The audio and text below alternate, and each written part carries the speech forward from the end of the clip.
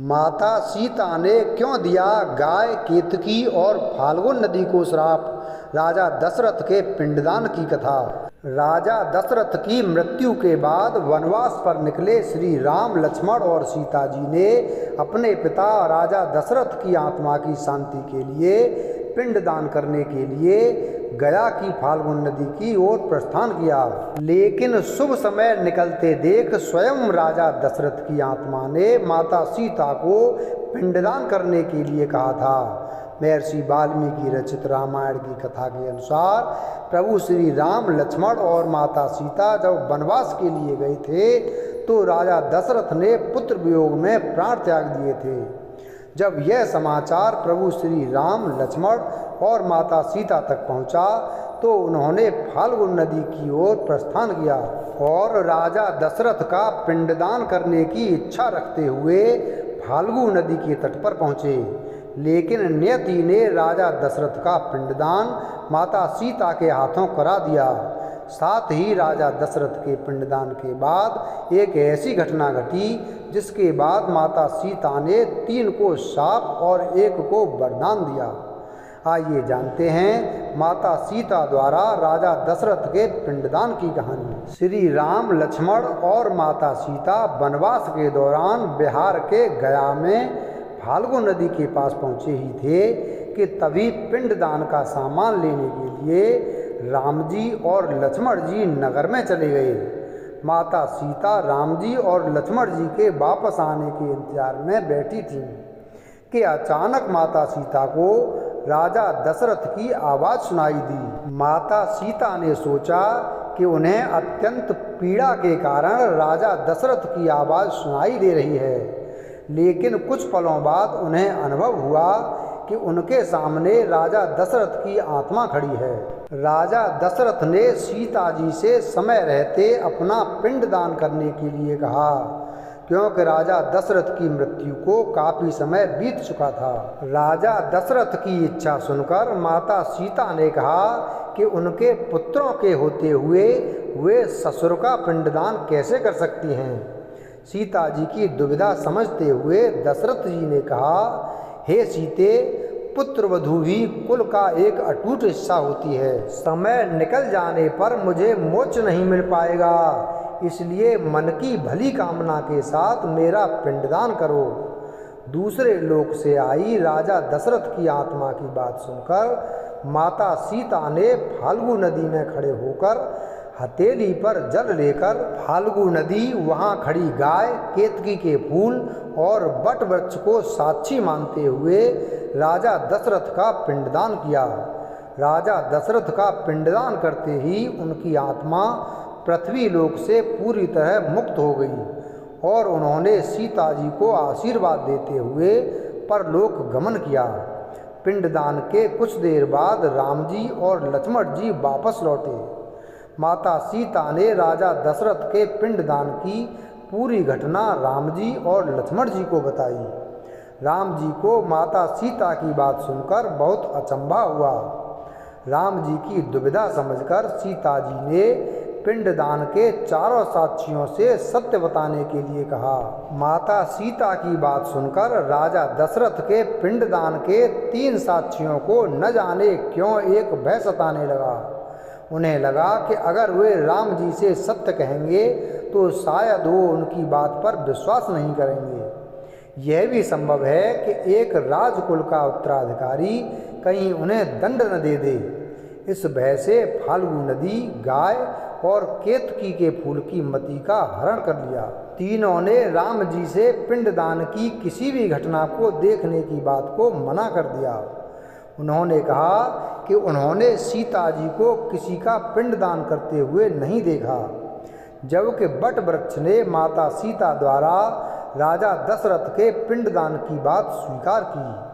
माता सीता को फाल्गु नदी, केतकी के फूल और गाय के असत्य बोलने पर बहुत क्रोध आने के साथ ही पीड़ा भी हुई। इसलिए माता सीता ने दुखी मन से फाल्गु नदी को शाप दिया कि उसका सारा जल सूख जाएगा।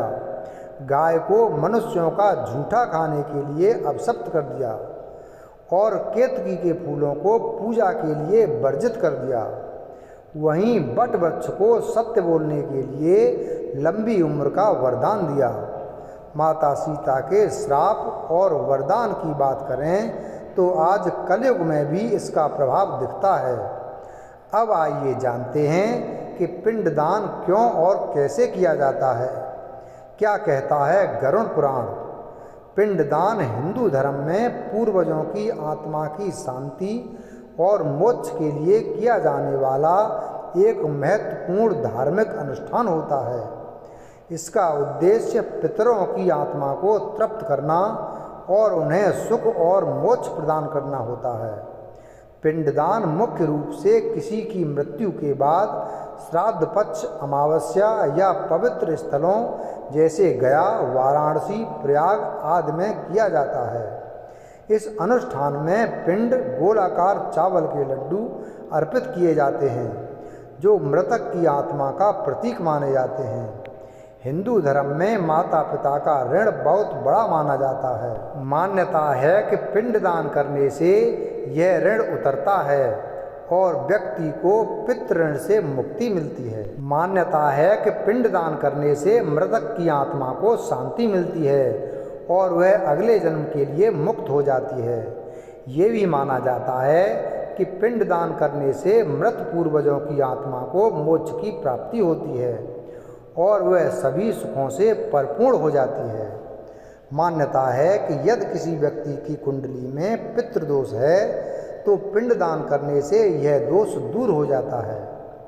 मान्यता है कि पिंडदान करने से व्यक्ति को पुण्य की प्राप्ति होती है और उसके जीवन में सुख, समृद्धि और खुशहाली आती है।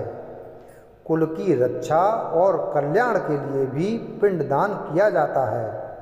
मान्यता है कि पिंडदान करने से पितृ प्रसन्न होते हैं और आशीर्वाद देते हैं जिससे कुल का कल्याण होता है। पिंडदान से वंश में वृद्धि होती है और जीवन में समृद्धि आती है। परिवार में कोई बाधा या अशांति नहीं रहती। पिंडदान करने के लिए सबसे पहले पिंड चावल, जौ का आटा, तिल, दूध और घी से पिंड बनाए जाते हैं। इन पिंडों का रूप गोलाकार होता है जो जीवन और मृत्यु के चक्र का प्रतीक होता है।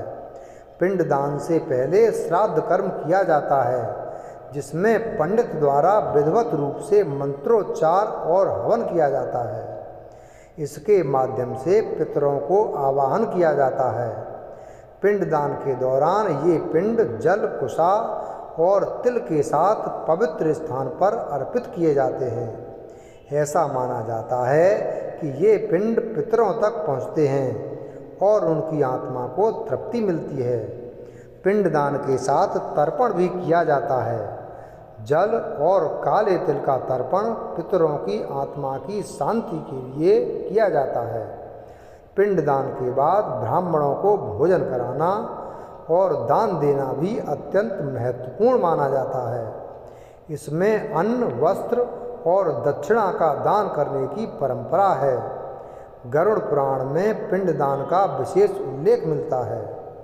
गरुड़ पुराण के अनुसार अच्छे या बुरे कर्मों के आधार पर पिंडदान करने से मृत आत्मा को स्वर्ग या नरक की प्राप्ति होती है और वह पितृलोक में शांति प्राप्त करती है।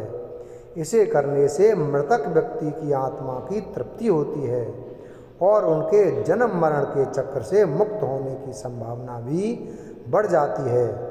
हिंदू धर्म में पिंडदान को पितरों के लिए सबसे बड़ा और महत्वपूर्ण दान माना जाता है। पिंडदान करने से पितृ से मुक्ति मिलती है। गरुड़ पुराण के अनुसार जब किसी व्यक्ति की मृत्यु होती है तो उसकी आत्मा यमलोक की यात्रा करती है और इस दौरान उसे बहुत कष्टों का सामना करना पड़ता है। पिंडदान और श्राद्ध के माध्यम से आत्मा को इस कष्ट से मुक्ति मिलती है और उसे मोक्ष की ओर बढ़ने में सहायता मिलती है। गरुड़ पुराण के मुताबिक आत्मा को पुनर्जन्म में 40 दिन का समय लगता है। वीडियो अगर पसंद आया हो तो वीडियो को लाइक करें, चैनल को सब्सक्राइब करें और बेल आइकन प्रेस करें। धन्यवाद।